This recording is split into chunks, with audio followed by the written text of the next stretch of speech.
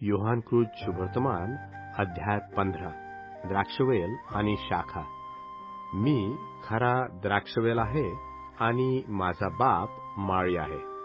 माझ्यातील फळ न देणारा प्रत्येक फाटा तो काढून टाकतो आणि फळ देणाऱ्या फाट्याला अधिक फळ यावे म्हणून तो त्या प्रत्येकाला साफसूफ करतो. जे वचन मी तुम्हास सांगितले त्यामुळे तुम्ही आता शुद्ध झालाच आहात. तुम्ही माझमध्ये राहा आणि मी तुम्हामध्ये राहतो. जसे फाटा वेलात राहिल्या वाचून त्याच्याने आपले आपण फळ देवत नाही, तसे मजमध्ये राहिल्या वाचून तुम्हालाही फळ देता येणार नाही.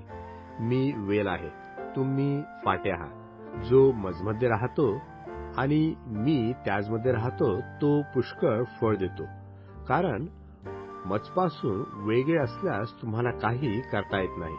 कोणी मजमध्ये राहिला नाही तर त्याला फाट्याप्रमाणे बाहेर टाकतात व तो वाळून जातो.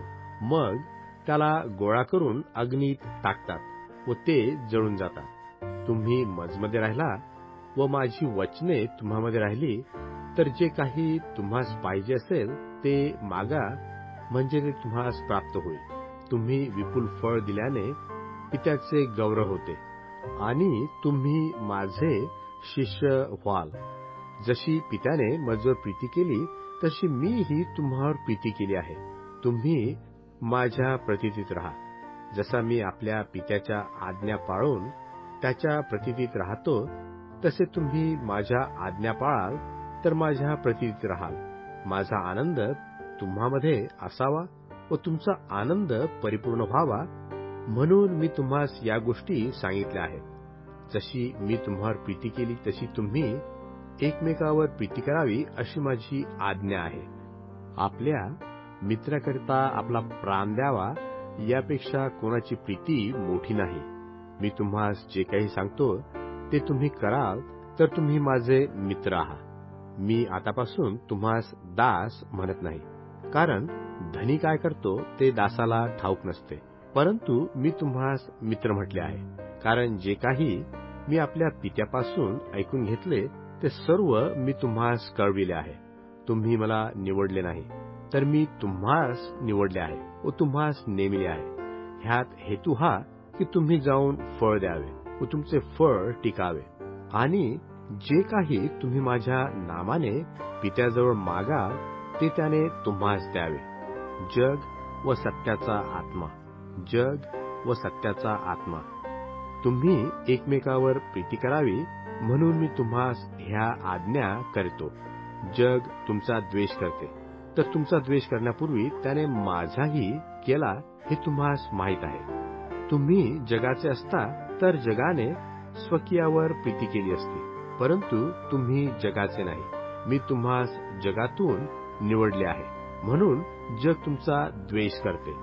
दास धन्यापेक्षा मोठा नाही असे जे वचन मी तुम्हाला सांगितले त्याची आठवण करा. ते माझ्या पाठीस लागले तर तुमच्याही पाठीस लागतील.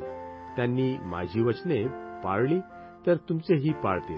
परंतु ते माझ्या नामाकरता हे सर्व तुम्हाला करतील, कारण ज्याने मला पाठविले त्यास ते ओळखीत नाहीत.